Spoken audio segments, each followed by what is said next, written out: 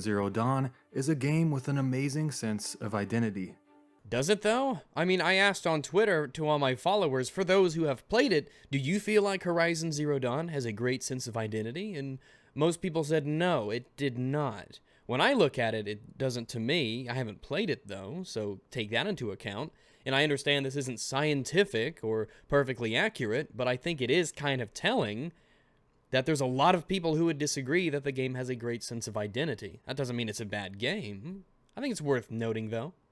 If you're anything like me, you may remember a time when platform exclusives were a much bigger deal than they are now. But was it for the better, or was it for the worse?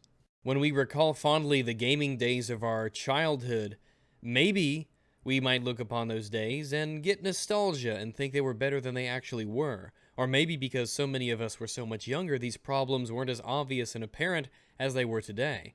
And perhaps we should be asking, is that the way that games, especially console games, should have been? With games systems selling because of their exclusive games first and everything else secondary? It's the reason we get excited for a video game console. Again, should it be though? To play that very rare first-party title that our system offers because, honestly, they don't come around very often. Well, they do, though. Exclusives are very common in the industry. Granted, Xbox has done away with them now. PlayStation is slowly moving towards that same model through a streaming service. And PC games, well, that's another discussion in and of itself. Changing though it may be, exclusives are still a huge selling point for consoles and for the PC, though maybe for different reasons. I don't know where you get off saying that these are rare.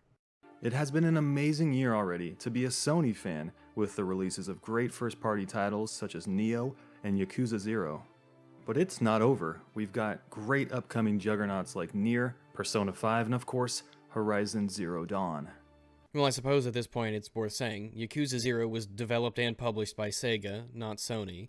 And Nier Automata, is it Automata or is it Automata? I've never, whatever, that word always gives me a hiccup. Anyway, that's also coming to PC. Really through PS Now, none of these games are exclusives. They'll also be on the PC, ideally, but I get your point. And fun fact, Nier Automata sales hit 200,000 on the PC in less than 2 weeks, and that's just going by Steam Spy. The real number is probably much higher. But many of our favorite games often find their homes on multiple platforms, such as long-time franchises like Final Fantasy, Call of Duty, and The Witcher. Multi-platform games dominate the industry. According to Wikipedia, if you go to the list of PlayStation 4 games that they have, you can see the comparison between the numbers. And it's not close. 784 multi-platform games compared to only 100 exclusive games. If you go to psnprofiles.com and then go to the category of most popular games playing now, then of the top 5 games that are listed there, 4 of them are multi-platforms. I don't know the metric at which they determine whether they are the most popular or not, perhaps players connected online or whatnot, but there you go, it says a lot. Multi-platforms dominate the industry, whether we like it or not. And in the way that things are shaping up now, console exclusives are moving here and there and all over the place. So we really need to be asking ourselves, what place do system exclusives have in this changing gaming environment now? It's a stark contrast from the 90s and 2000s, a time where we saw platform exclusives shackled to one brand or the other. Shackled is an excellent way of describing it. As is often the case, a lot of the reasons why games are exclusives to a platform are arbitrary. They don't have to be only on a platform. Name one console game, for instance, that could not be on PC. Name one PlayStation 4 game that simply could not function on the Xbox. But times have changed, and our industry works differently now. In 2017, the landscape of exclusivity has changed for many reasons. Probably the most relevant one here being that games are going digital so strongly, and why hard physical copies of games are not the powerhouse they used to be. Today I will touch base on why that is the case and why it's important that exclusivity exists in modern-day gaming by featuring Horizon Zero Dawn as a shining example. Why it's important, shining example? I don't like the way you're leading up to this being a good thing, but we'll see.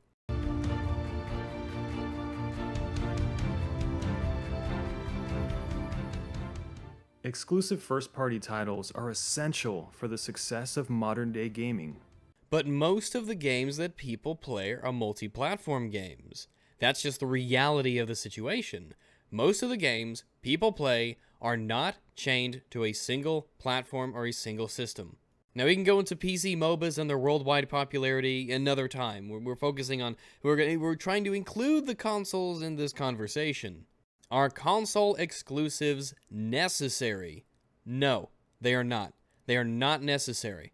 How do I know this? Well, because I play exclusively on PC. I don't play console exclusive games by definition, and yet the PC is thriving. Granted, a lot of that success comes from the consoles being part of this marketplace and multi-platforms, allowing developers and publishers to make money across different platforms. Absolutely. It wouldn't be as strong as it was now if it wasn't that way, and the same goes for looking at it on a console perspective. The systems help each other, especially in the case of multiplats. But the fact that you can be a PC exclusive gamer proves that gaming does not need console exclusives. If gaming today did not have these console exclusive games, would it be the same? No. Would it be better? I can't say. Maybe it would be. Maybe it wouldn't be. It would be different. It would not be as we know it now, but it would be. Horizon Zero Dawn is a wonderful game. It's a shame that non-PlayStation owners won't get a chance to experience the beauty of the game and the amazing world that Guerrilla Games have realized within it. PC gamers probably will, actually. The Xbox guys looks like they're out of luck. But like you said, yes, it is a shame that people who bought a different console will not be able to play this game. That is a shame, isn't it? In fact, one might even wish that something should be done to rectify this, so as many people as possible could experience this game, and that developers and publishers have a much larger pool from which to gather customers from, right? It's a Sony game, but is that really a bad thing? Well, yeah. Yeah? Market economics can do a fairly good job answering that question. Like any market in society, competition drives innovation. Well, it's not really true competition, is it? Because if you're making something exclusive to one place, the only place you can get that is with the PlayStation. The healthiest way that this game would be able to actually compete would be if it was available on all systems, and people wouldn't be forced to choose one system because of this one game. Think of it, instead of choosing a system, you're basically, what a lot of people do, paying an entrance fee in order to pay the game if they don't already have a PlayStation. So if I, right now, wanted to play Horizon Zero Dawn, I would have to basically pay an entrance fee of the cost of an entire console just to play one game.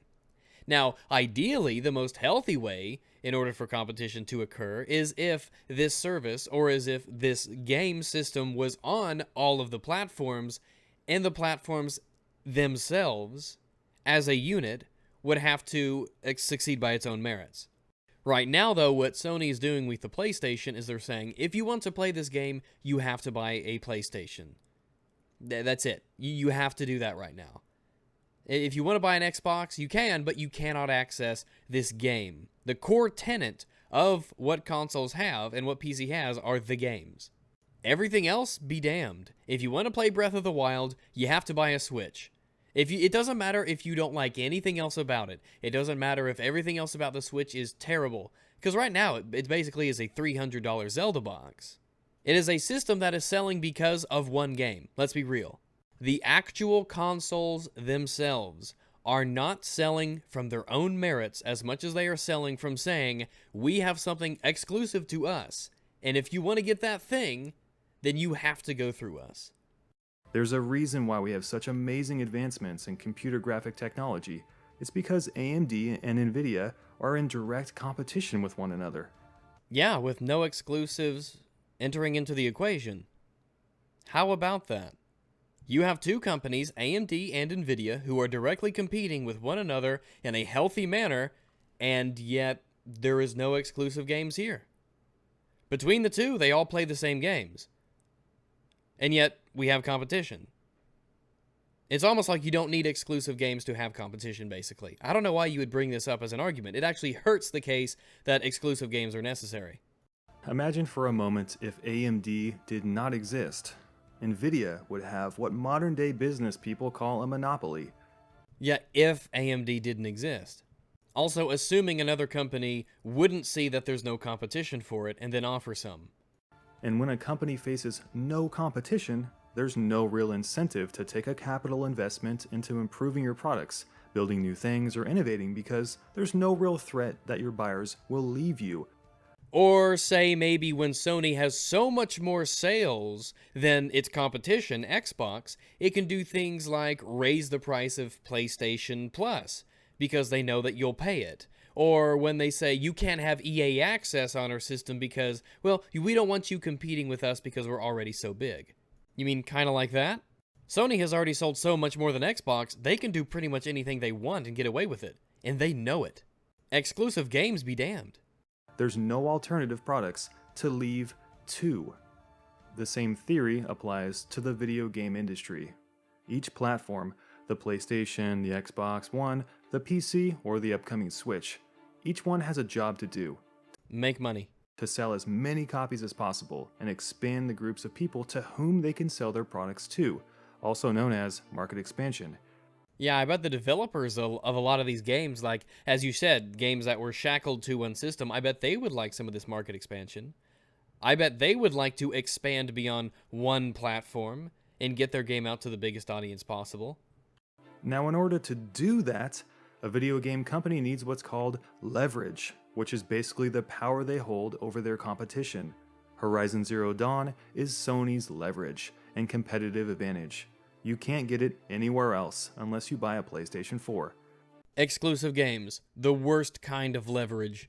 From the perspective of developers, from the perspective of consumers, it sucks. Despite whether or not you think it is necessary, it isn't. It is just one of the many kinds of leverages that a company can use for their console.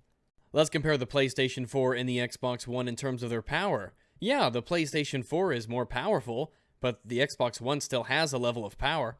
And while Horizon Zero Dawn was published by Sony Interactive Entertainment, now we'll nip this in the bud right now, people might already be thinking it. No, I will never argue against Sony's right to do what they will with things that they fund themselves and publish. It's theirs. They can do whatever they want with it. I mean, they have the legal right to do that. It just sucks balls. I will never advocate that these things be forced to be on every platform. I mean, a company does have a right to the stuff that it creates. And Xbox isn't being denied it for any reason other than something that is purely arbitrary. And again, that sucks. And it's really unfortunate from the standpoint of a consumer, especially one who wants to play the most games possible. It sucks from the standpoint of that kind of person because exclusive games are being used as the most common and powerful form of leverage. Games are paramount to the health of a console, to the health of the industry. If the games suck, then the industry will suffer. If the games suck, people won't have fun, they won't spend the money. It's all about games. Nintendo.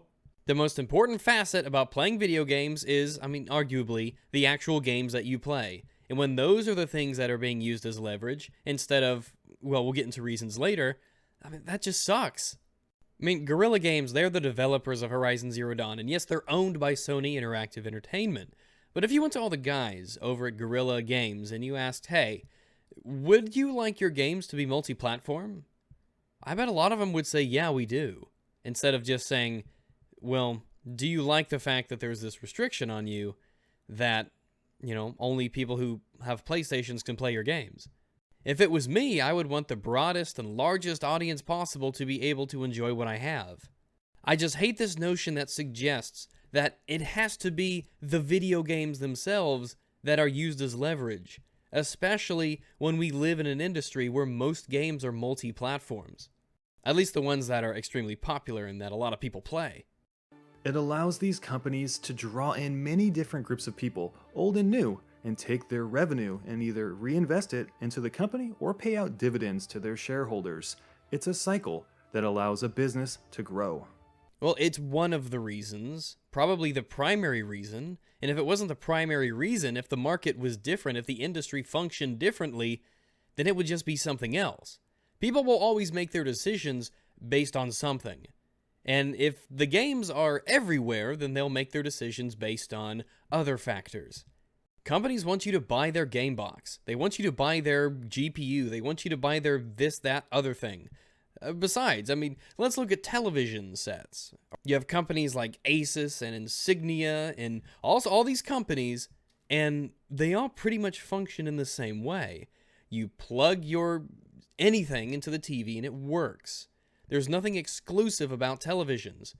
And you can take your Xbox to a Magnavox or a Samsung or any of these televisions, and you could plug it in and it'll work.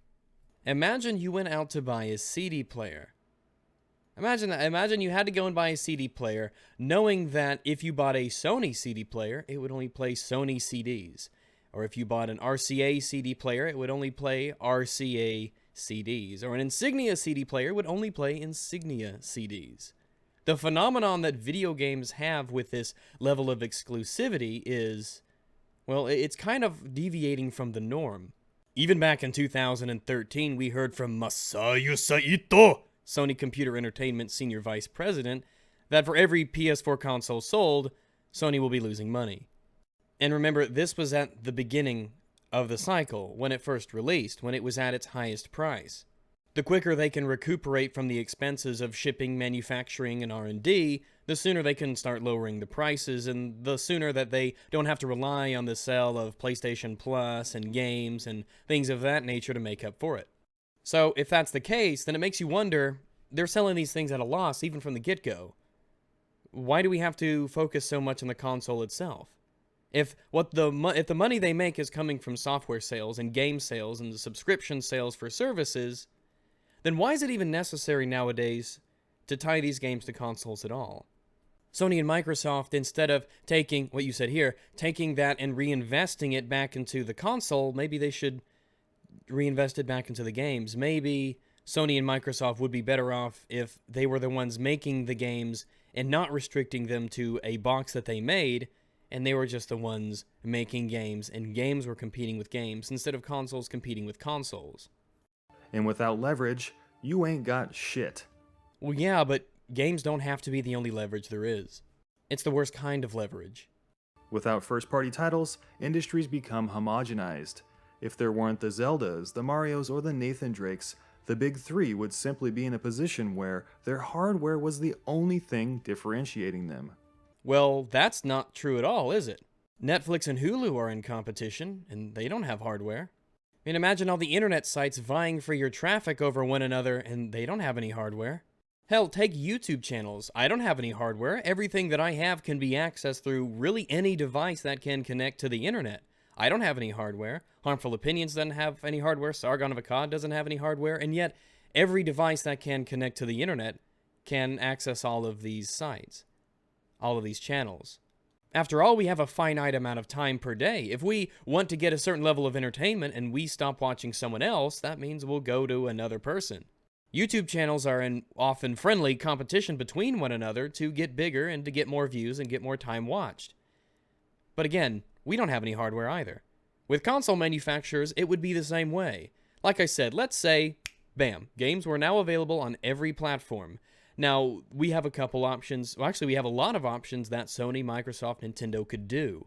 They could still make hardware. Games just wouldn't be restricted to that hardware. Gamers would be able to buy the games that they wanted, and they wouldn't be restricted by, oh, well, it's not on my platform, or if I want it, now I have to get the multiple $100 entrance fee of getting the right platform. Instead, they would say, well, you can run all these games, sure, but it'll run better on our system. Or we have a subscription service that you might want to put on it that's better than theirs. Or it takes less money for you to play your own games online with us.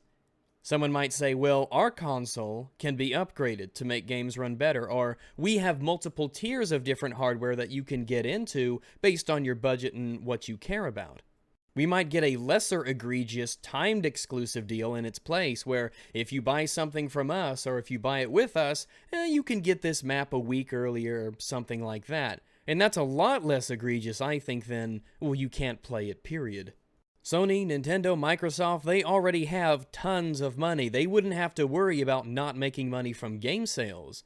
In fact, since their profit mostly comes from the games being sold anyway, the softwares and the services, well, this just means that would be more incentive for them to put that money into the games themselves that would be spread to everyone. It's a multi-platform dominated industry anyway. Add to that the fact that consoles sell at a loss. This sets up the idea of what I would prefer, that these big companies become more of publishers of video games and not creators of restrictive platforms. And since hardware is fairly standard across generations, that doesn't leave much room to specialize and make money. Yeah, but hardware sells at a loss anyway. They weren't making money. At least, it takes a while for that to happen. The console hardware itself is really just used as a method for them to sell games and services. This article from July of 2016 says Microsoft's Xbox Live revenue increases, but not enough to offset lagging Xbox console sales. Then we get into a tangled mess of how much of what thing Microsoft needs to sell and how much of what thing Sony needs to sell and operating costs and gross profit and as I look through all these numbers, I can't help but wonder, man, I just wish there was a better way. Horizon Zero Dawn is a game that represents when a company takes that competitive advantage and delivers an amazing game. For all intensive purposes, Zero Dawn is a system seller, and it will most likely be reining in money for Sony. And they deserve it, to put trust into a company that pitched such a unique idea for a game. I don't know how unique a third-person action-adventure game is these days, but okay. Let's be frank here, how many tribal, female-led, cyber dinosaur-slaying open-world games do we really have? Well, I mean, if you want to get as intricate as possible, anything can be unique. It's a brand new concept in world design. Well, coming from someone who has only looked at a lot of the game and not actually played it, to me, I feel no compulsion to play the game because it just looks like Far Cry Primal with robots instead of mammoths. I've heard the game is excellent from a lot of people, and I bet it probably is a really good game. Don't you wish that everybody could play this fantastic game that you've lauded so much without having to buy a $300, $400 PlayStation 4 just to get it? If you're unfamiliar with the game, Horizon Zero Dawn is kind of a post-apocalyptic story where a great and strange catastrophe beset the world of a female huntress named Aloy. I mean, female huntress is redundant, but I'm just nitpicking. You venture out as this Huntress. cast aside and in search of answers to where she came from. The beauty of the game is that it may surprise you with its storytelling and how it unravels the dark mysteries of what fell upon the world of Horizon. Designing a new IP is very risky, especially for Sony and the Amsterdam studio behind Zero Dawn. Guerrilla Games have, for better or worse, almost exclusively stuck to their Killzone franchise, seeing some moderate success, although the series never seemed to resonate with the common gamer. Well, when you make first-person shooters, it's a big pond and there's a lot of fish. Some games do stand out, though, in the genre, and if they can't do that, well, that's kind of up to them, isn't it? It's fascinating to see Guerrilla Games U-turn on their first-person shooting roots and deliver us a very well-realized, deep, and satisfying open-world game in Horizon Zero Dawn.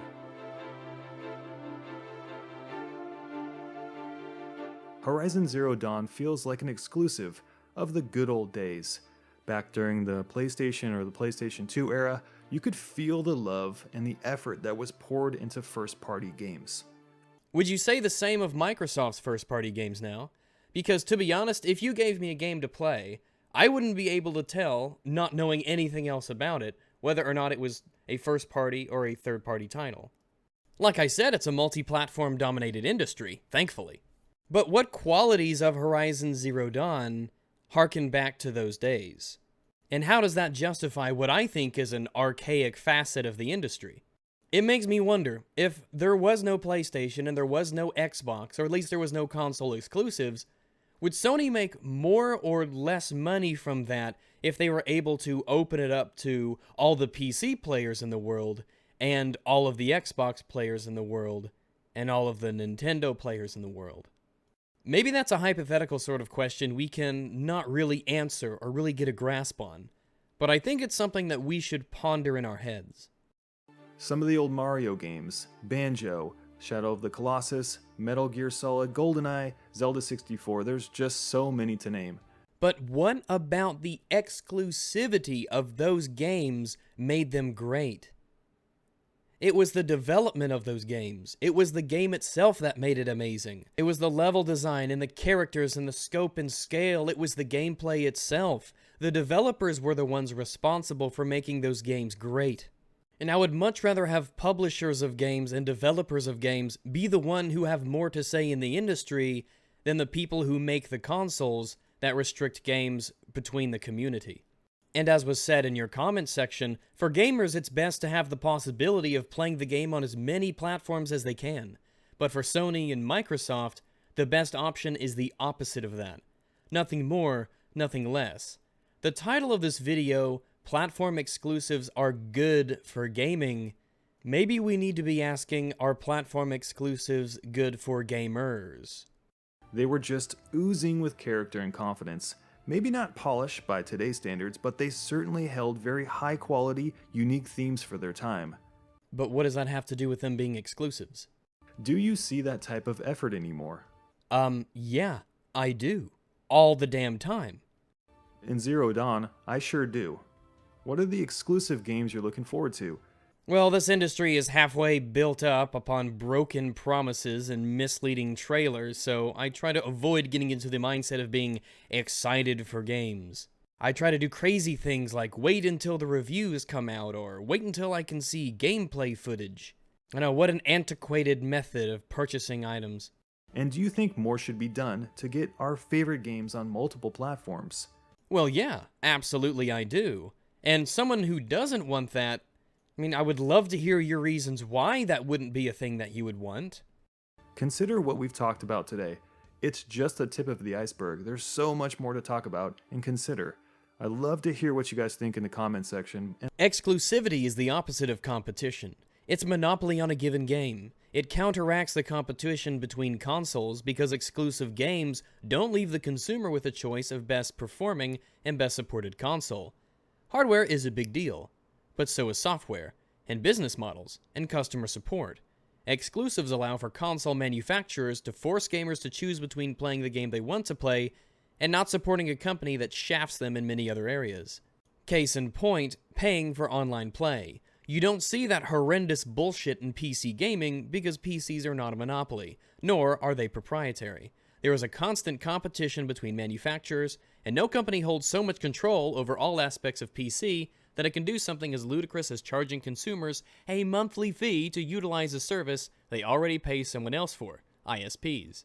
And as for what would differentiate consoles if exclusive didn't exist, well, simple. Price, customer support, software, quality of manufacture and design, features of convenience, and good business practices by the company behind a given console. Exclusivity is bullcrap, and I'll explain to you why. Saying that it promotes competition is very superficial. True competition is when they are on a single platform.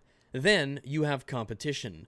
The whole thing is that when you get an Xbox, for example, then they can leech more money from you, not only from the fact that console games are more costly, but from the fact that it gives them space to produce games of less quality overall. Because when you have an Xbox and you buy 2 to 3 games and 2 of them are shite and you've already spent $120, $240 if we account things like season passes, and now you are far less likely to buy another console, which can be $400 plus. That good-looking exclusive game costing $60 to $90. It hurts us gamers overall. How many people are actually gonna change console because the other has seemingly better games? Let's not ignore the fact that developing console games is putting a lot of constraints on the developers, and as a result, the progress of the industry is slowed. Locked 30 FPS, fewer graphical options, bad PC ports, poor design decision and mechanics made because of the constraints joysticks have. Games are shallow, but good looking. The point you're trying to make makes no sense. Competing is good, but games do compete with other games. In fact, I would argue that making a game exclusive is closer to forcing monopoly than competition. Systems compete using games, true, but that's a shame. They should compete by their capabilities and price. Then again, we all know how that competition would end. Exclusives are anti-consumer as fuck. They try to force you to buy something you don't want to buy. Why PS4 gamers would want to buy a PC or PC player a PS4 Exclusives are nothing more than selling points of consoles because they don't want to invest that much into competitive hardware with PCs. Also, they categorically refuse to implement a mouse and keyboard and plug-and-play support to consoles, so more of PC exclusives, especially whole genres, don't have technical limitations on porting to consoles. Also, high fees for certification and game patches discourage smaller developers to go on console market unless Sony hires them with exclusivity rights or gives some sort of a favoring deal. There is no other reason and no benefit for having exclusives. Xbox is doing the right thing. They are going away from all this exclusive bullshit. But until Sony goes the same way, the gaming market will suffer. To sum up, everyone who believes exclusives are doing any good is a fucking delusional imbecile. Well, I think that might be a little hyperbolic. The argument that you make in your video is that competition is a good thing, which it absolutely is. But console versus console competition is entirely arbitrary as long as the PC exists. Rather than having competition between consoles, competition between games is the way to ensure that high-quality products are produced. But we already have this, and will continue to have this regardless of console exclusives. The only thing exclusives do is allow Sony and Microsoft to sell their inferior machines at a higher price. Just look at what games cost on console versus PC, and that's without even talking about paid online multiplayer on consoles. Because they know that if a game is appealing enough, people will buy their console to play it. The only purpose of exclusives is to sell an inferior machine. If what you are looking for is quality in the games produced, that is largely unrelated to exclusives. The only good thing that comes with exclusives is that taking a deal as an exclusive publisher with Sony or Microsoft is a pretty sweet deal for an aspiring game studio. If PC publishing offered that same benefit, console exclusives would vanish, and Sony and Microsoft would have to actually treat their customers with respect if they wanted to keep them, instead of blatantly selling their content at an unreasonably higher price. Dude, Sony and Microsoft don't make the games, they just publish them. Your thesis statement, why exclusives exist, is rather flawed. The graphics card market range is ridiculously small compared to the video game market. Mainly two companies compete as opposed to hundreds of video game companies. Sony and Microsoft don't control the video game market as a whole in any way. If only Sony existed, for example, there wouldn't be any competition. Sony would just sell their consoles and make money. That would probably compete with PC, but that's another topic. Good games would obviously still be made as the video game producers making the games make money from, guess what? Good games. The companies don't make good games for Sony and Microsoft, they just make good games and say, oh, these guys will make us the most money as our product is good and let's stick with them. My god, like, you'd think there would only be trash games if Sony existed. Sorry to burst a hole in your point, but do you see mine? The only thing it's saving are the companies themselves. The exclusive part of games being on a single console ends up causing people not to buy or play the game. I'm a big Dark Souls fan, and I would love to play Bloodborne, but even today, I still haven't bought or played it because it's stuck on the PS4. And I refuse to buy a very expensive console for a game that I'd love, let alone for one game that most likely will flop. I would love to try out new games, but the exclusive bullshit is a thing I would never support. Don't sugarcoat the exclusive crap. Unless it's a whole new system like VR, it has no business being exclusive. By all means, hit the thumbs up button if you enjoyed the video. As always, subscribe here for more. The recently released Nier Automata sold over 220,000 copies on just Steam alone. It released for the PC, and it released for the PlayStation 4. I want you to ask yourself, if you would be willing to stand up in front of 220,000 people plus, and try to tell them that it would be good for gaming if they weren't able to play that game, if it was a PlayStation exclusive. I want you to try to come up in your own heads some kind of an argument, some kind of a justification that would allow you to say, no, guys, it's good for gaming that you, 220,000 gamers, shouldn't be able to play this game. I want you to stop and I want you to try and think about what it takes to justify that. To have the gall to tell gamers that it's good for gaming that they don't get to play video games. That sounds like something that Microsoft executives or Sony executives would try and tell you. Something Ubisoft would look down at you and say and try to pass off as truth. No, it's good for gaming that all of you hundreds of thousands of people can't play this game. That's good for gaming. Restricting things from gamers is good for gaming. What kind of mental somersaults does one have to pull off in their head to where they actually believe that? Have they been so divorced from what's good for the gamer that they think that what's good for the gamer is what's good for the company? What's good for the corporation? What's good for the console? So you support exclusives. You sound neutral, but you really are not. This guy absolutely does support exclusives. Because after all, by restricting the gamer's ability to play games, that's good for gaming. That helps gaming. That's good. If you ever watch this video, I would like to have you answer this question. I would like to know whether or not you think having PlayStation Now streaming PlayStation 4 games to the PC is good for gaming. I'm legitimately interested in knowing what your answer to that question might be. You're clearly pro-exclusive, so I would be curious if you would be able to find a way to justify why this is bad for gaming, even though it is certainly very, very good for gamers, especially PC gamers. Hell, if I only played on PlayStation 4, I would be glad that more people would be able to enjoy the excellent games that I play. And that's what's so shocking to me about a lot of these discussions, is that some people take happiness and they take joy in the fact that they can play games, and they laud them and they praise them and they heap on the veneration of these titles, and then turn around and say, ha ha ha, you can't play them, and I hope you never do get to play them. One of the most toxic, terrible attitudes to have in this industry is that right there. Speaking so highly of games, talking about how great they are, and then saying, you know what, I'm glad you don't get to play them. I'm glad that unless you pay this hundreds and hundreds of dollars starting entrance fee of buying an entirely new system and joining my little cult, you don't get to play it. Because you shouldn't be able to play Horizon Zero Dawn unless you have a Sony product. Or you don't get to play such and such unless you have an Xbox. Or you don't get to play such and such until you have a Nintendo, whatever it is. I just used Nier Automata as an example. But it could really be any multi-platform game. Would you rather have it restricted to your system and have nobody else play it? There are some people who would legitimately say yes. And that is such a virulent opinion to hold.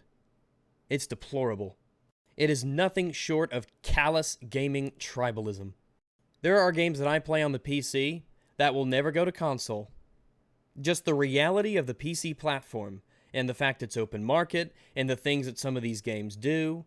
I understand that some of these games will never go to the console, but that doesn't mean I wouldn't love to have a game like Garry's Mod be opened up to Xbox and PlayStation, and hell, Nintendo, whatever. I've had so much fun in that game, I would love to have other people experience the same joy. I was happy when Vermintide was announced to have a port come out for the PlayStation. I was happy. I was glad. I love The Elder Scrolls End Times Vermintide. One of my favorite games. I was happy when I learned that all those millions and millions of people who own PlayStation 4s now had the opportunity to buy this game without getting into PC gaming. I didn't say, nuh-uh, this is mine. This is my game. You can't have it. I would never be so childish. I would never feel the need to want to defend a console that I have, or a corporation whose products I buy. I would never feel that justification to say it is good for gaming that gamers are restricted from buying games. I understand why they existed in the past. I understand why a company has the right to do it, and I would never stop them if I had global control. If I was Earth's dictator, I wouldn't stop it. They have the right to do what they please with their first-party titles and with the games that they pay the bills for. They have every right to make exclusives. But that doesn't mean that there could be a much better way. That does not mean that we have to split up into these tribes of gamers, going at each other's throats, laughing and taunting one another, fellow gamers taunting them that they have to join our side, quote-unquote our side, if they want to play a game. I don't think anybody would be making this argument if this whole bullcrap console war garbage never became a thing. Because when gamers enter into the console war, really it's the companies that win, and it's the corporations that win. When gamers are constantly at each other's throats, gamers don't win. People feel so tied up to these hunks of plastic that play games that they're actually out there glad that other gamers can't play the games that they enjoy. I was a gamer like that a long time ago. Then I grew up. I became an adult. I stopped feeling loyalty to companies that were constantly trying to see just how much they could rip me off. Console exclusives are amazing if you're a suit sitting in a boardroom. But if you're a gamer who wants to play games, well, maybe not so much. Maybe you think there's no possible better way for it to be. If there were no console exclusives, would gaming change? Yeah, it would change. It wouldn't be as we know it. Because what we've known has kind of been some bullshit, but we've accepted it because it's been that way for so long, and we've tried to do these mental somersaults to justify why that archaic practice has to still exist. But to say that it is good for gaming, well, I mean, maybe if you mean the executives in boardrooms, then yeah, it's really good for gaming. But I don't really give a toss about those guys. Especially nowadays, in an industry that's built on lies and broken promises and misleading trailers, season passes and cut-up content, red tape and restrictions and microtransactions, DLCs, and all the other garbage that's managed to filter its way into this hobby of ours. I don't exactly have much love for the execs sitting in boardrooms. And I, for one, I really do think gaming, especially console gaming, could use a big kick in the ass. I'm ready for things to get stirred up a bit. I'm ready for a change. Quite frankly, if your console can't sell itself to people or market itself to people without saying, you can't have this thing, well, I'm ready for whatever the alternative is.